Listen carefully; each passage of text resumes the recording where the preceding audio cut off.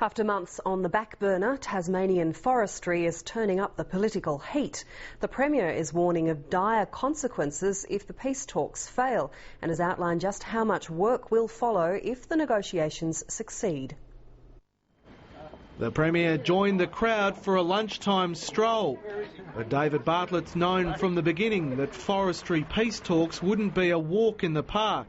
He says the roundtable talks must wrap up as Tasmania continues to suffer from the turmoil in global timber markets. Mr Bartlett says if the negotiations succeed, then the real work begins.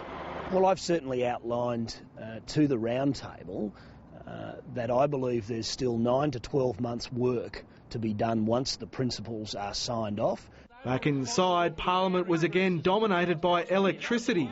The opposition's questioned why the final report date for the government's expert energy panel has already blown out by 2 months.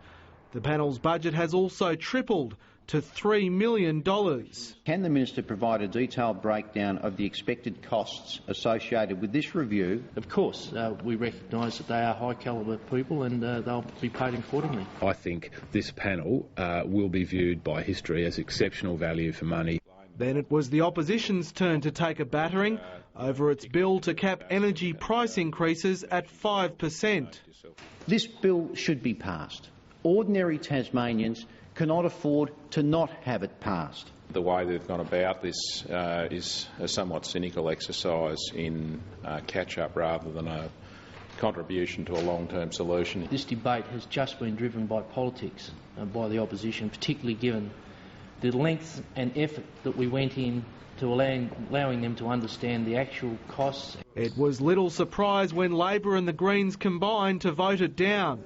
Ayes 10, noes 14, the noes therefore have it. More power to Tasmania's Labor-Green alliance. Simon Fraser, ABC News.